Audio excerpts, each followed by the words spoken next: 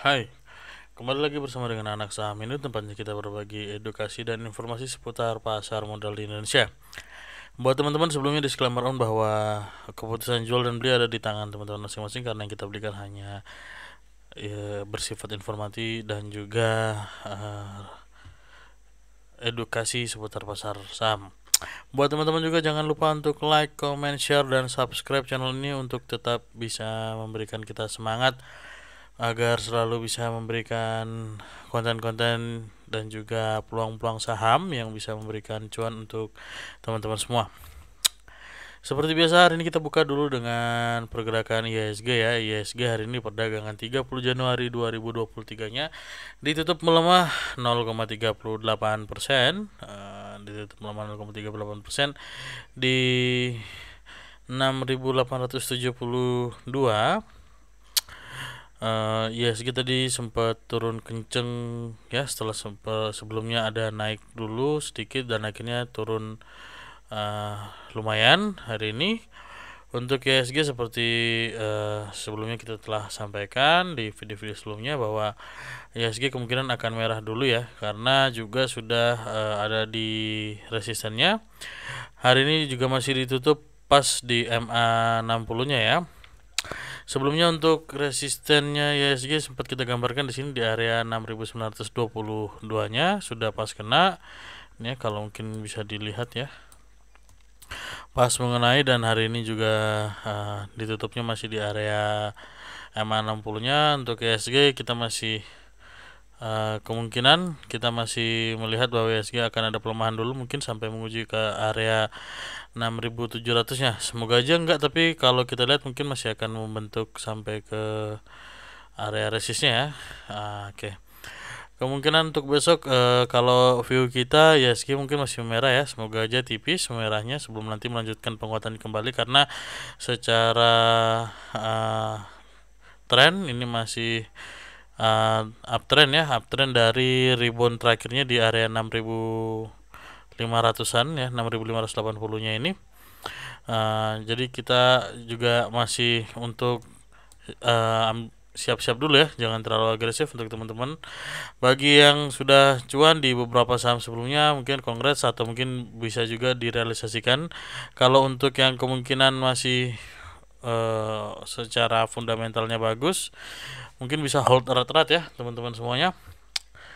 IHSG meskipun melemah, tapi kita punya beberapa view untuk ke depan ya. Mungkin untuk yang belum punya posisi juga mungkin bisa diperhatikan untuk saham-saham yang mau kita bahas. Mungkin ini cukup cukup sensi untuk dibahas ya kalau teman-teman semuanya. Ada Goto sebenarnya ya yang jadi view kita. Untuk Goto ini sebenarnya masih bergerak di wilayah range sideways-nya ya. Kalau kita lihat di sini range sideways-nya, meskipun hari ini ditutup melemah 3,42% di area 113-nya. Untuk Goto kita melihat di sini akan ada pantulan kalau misalnya dia berhasil. Mungkin nanti kalau ada turun dulu, nanti mungkin akan ada pantulan secara teknikal. Kemungkinan Goto masih akan melemah sampai ke area MA 20-nya, MA 20-nya, atau mungkin sampai dengan batas di bawah sini di area 82-nya. Tapi kalau kita melihat ada wilayah demand kecil di sini ya. Mungkin bisa diperhatikan untuk Goto apabila dia masuk di area, coba kalau kita gambar di sini lagi, mungkin sampai dengan area 92. Kalau sampai dengan wilayah 92, nanti Goto mungkin bisa diperhatikan akan menarik ya Goto. Kalau untuk pergerakan MACD juga sudah menurunkan, ada penguatan sebelumnya.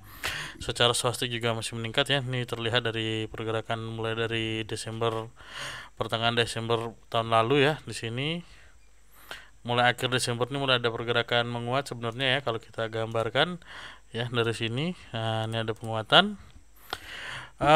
Untuk area resist berikutnya, kalau misalnya Goto kembali menguat, mungkin bisa menguji ke area 130-nya atau bertepatan dengan MA 60-nya untuk saham Goto, karena sebelumnya ada pembelian yang cukup masif di pertengahan Desember lalu, tapi untuk kita lihat secara pergerakan belum terlalu ada pergerakan yang signifikan sekali ya. Secara volume juga tidak lebih besar dari sebelumnya.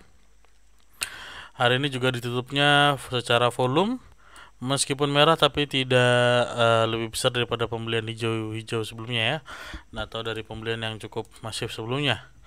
Itu untuk view dari saham GoTo, teman-teman. Berikutnya mungkin kita akan bahas saham Bukalapak atau juga yang mungkin dari sektor teknologi ya. Untuk saham Buka ya sudah berhasil breakout di area di atas area MA 200-nya untuk saham Buka ya. Sorry teman-teman ya. Untuk saham Buka ya sudah berhasil breakout di area di atas area MA 200-nya. Hari ini ditutup menguat 1,38% secara stochastik dan juga secara MACD sudah berada di wilayah positifnya. Ada akumulasi juga hari ini yang cukup lebih besar daripada hari perdagangan Jumat kemarin ya, teman-teman. Untuk saham Buka kita melihat untuk view Buka nanti apabila berhasil meneruskan pergerakannya. Ini sudah tertutup. Baik. Mungkin akan menguji di area resistnya di area sini ya, di area 314. Mungkin 300 sampai 314 mungkin bisa diperhatikan sebagai area resist apabila teman-teman yang belum punya Buka. Secara pergerakan kita masih melihat akan ada pergerakan positif ke depannya ya. Jadi kalau untuk teman-teman mungkin bisa diperhatikan ya, untuk kalau misalnya ingin coba spekulasi mungkin bisa mengetes di area 310 sampai 314-nya. Untuk yang ingin entry mungkin bisa antri besok ya. Kalau ingin entry bisa diperhatikan di area 288-nya atau bertepatan dengan MA 200-nya. Apabila nanti Buka ini break di bawah 275 atau 270-annya, 275 ini kelipatan 2 ya. Oke. Jadi mungkin di area di bawah 270 mungkin bisa perhatikan untuk keluar dulu. Nanti secara jangka menengahnya kalau untuk Buka sendiri akan ada support di wilayah sini ya, teman-teman semuanya. Ya. Jadi kalau misalnya Buka bisa diperhatikan kalau mau entry di atas MA 200-nya selama masih di atas 288 masih menarik. Kalau misalnya dia turun ke bawah, perhatikan di wilayah 278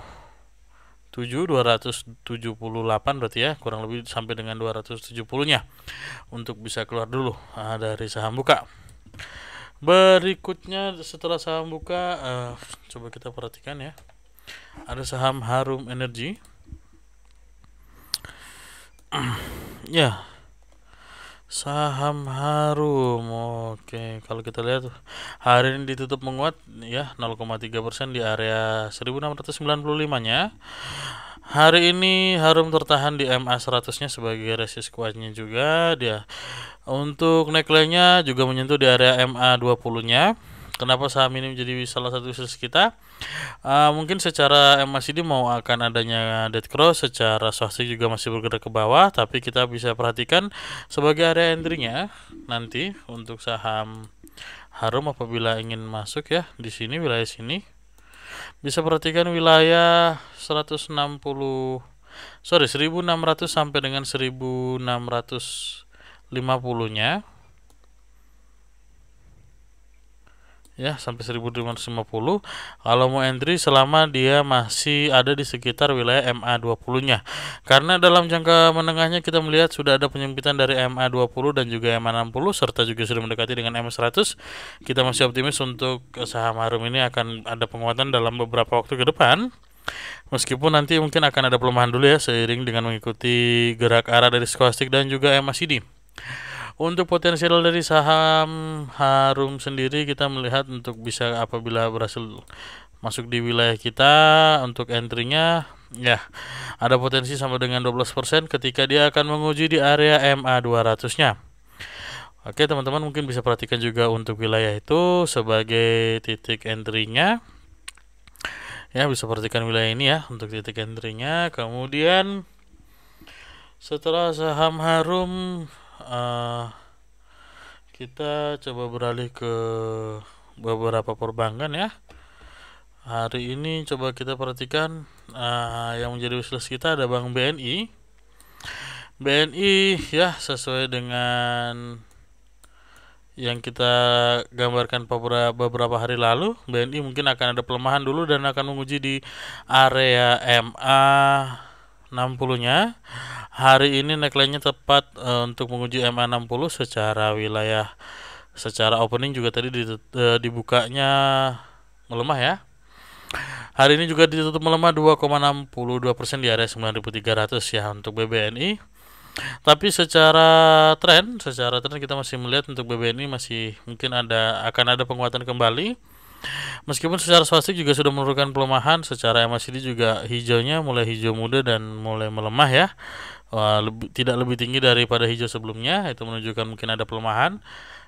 Kita melihat untuk pergerakan BBNI mungkin masih akan berada sampai dengan wilayah 9.152 atau 9.150-nya untuk BBNI sebelum nantinya mungkin akan kembali menguat.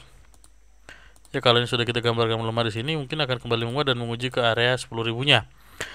Area 9.900 sampai dengan area 10.000 sebagai resist kuatnya. Untuk BBNI, bagi yang sudah punya mungkin bisa hold dulu. Untuk teman-teman yang belum punya bisa perhatikan area entry-nya di area 9.200-an ya. 9.260-nya atau bertepatan dengan area MA 60, bisa perhatikan area 9.250 sampai dengan 9.275-nya sebagai area entry. Terlebih untuk BBNI juga menjadi salah satu penggerak IHSG bersama 3 bank besar lainnya ya, termasuk 4 besar bank Indonesia yang juga penggerak IHSG. Setelah BBNI, coba kita lihat di sini mungkin ada BBRI yang menjadi pantauan kita meskipun hari ini ditutup melemah. BBRI ya, BBRI ditutup melemah di area 4.610-nya. Ya, kalau sesuai dengan prediksi kita memang masih ada pergerakan untuk sideways dulu, terutama karena menguji di area MA 100 hari ini dan juga di MA 20-nya. Pergerakan untuk yang kita lihat warna merahnya ini juga bergeraknya di wilayah MA 20 dan MA 100-nya. Untuk BBRI mungkin masih akan sideways dulu di sini sebelum nantinya mungkin akan melanjutkan pergerakan penguatannya untuk menguji resist berikutnya. Ya, resist berikutnya di area 4.720-nya. Atau di sini 4.730-annya ya, berarti 4.720 sampai dengan 4.730 sebagai area resist kuatnya. Untuk hari ini secara pergerakan meskipun sudah menunjukkan penguatan, kita lihat di sini untuk skolastiknya akan ada dead cross, kemungkinan mungkin akan ada pelemahan dulu ya teman-teman. Sebelumnya kita sudah sampaikan untuk wilayah entry-nya di 4.560-nya, ini juga nanti akan tetap menjadi wilayah pantauan kita untuk buy on weakness-nya di area 4.550-nya sebagai area entry-nya. Untuk teman-teman yang sudah punya mungkin bisa hold dulu dan bisa keluar apabila nanti break di wilayah sini. Kalau misalnya masih bertahan di wilayah 4.550 sampai dengan 4.600-nya mungkin bisa hold dulu. Karena dalam beberapa waktu ke depan kita masih optimis untuk BBRI masih bisa menguat serta nanti mungkin akan bisa menembus kembali untuk all time high-nya ya di area 5.000-annya untuk saham BBRI. Kemudian setelah BBRI kita coba bergeser dulu ke saham properti, mungkin sebagai saham yang secara industri juga belum jalan ya, ada Summarecon. Hari ini Summarecon ditutup melemah 0,8% atau 5 poin ya, ditutup di 605, tertahan di area resist kuatnya di 617 ya, mungkin tadi sempat menyentuh area 620-nya untuk pergerakan SMRA. Untuk pergerakan SMRA ya, ini masih gambarnya, kita masih gambar yang sebelumnya ya, pada video-video sebelumnya, jadi tidak ada yang kita rubah. Pergerakan SMRA hari ini masih berada di wilayah sideways-nya ya, sesuai dengan yang masih kita gambarkan, dan hari ini tertahan di resistnya di area 617 ya, berarti 615 sampai dengan 620 teman-teman. Kita masih optimis untuk SMRA akan ada penguatan ya untuk menguji area berikutnya di area 650. Terlebih lagi untuk laporan Q4 juga mungkin untuk sektor properti ini belum pada keluar ya, jadi kita masih menunggu hasil positif dari properti ya teman-teman. Biasanya mungkin awal-awal week 1 atau week 2 bulan Februari mungkin akan ada rilis Q4-nya ya, kuartal 4-nya dari saham-saham properti ini. Untuk SMRA bagi yang belum punya posisi bisa perhatikan wilayah entry-nya sampai dengan wilayah 580-nya ya. 580 bisa jadi titik entry pertama dan juga sampai nanti di wilayah kuatnya di 545 sebagai titik entry kuat berikutnya. Apabila breakdown di wilayah itu mungkin bisa prefer untuk keluar dulu, karena kita juga melihat potensi cuannya sampai dengan di wilayah 650-annya untuk SMRA. Kemudian untuk saham terakhir mungkin untuk pembahasan kita kali ini ada saham Ciputra. Ciputra kalau sesuai dengan gambar kita yang masih ada ini, bila teman-teman mungkin kita sekitar tanggal 24 Januarian ya, kita sempat bahas ini. Teman-teman bagi yang sudah punya posisi di saat kita infokan ini, mungkin besoknya, kalau besoknya buka diambil mungkin sekitar wilayah ini ya, wilayah 900-nya.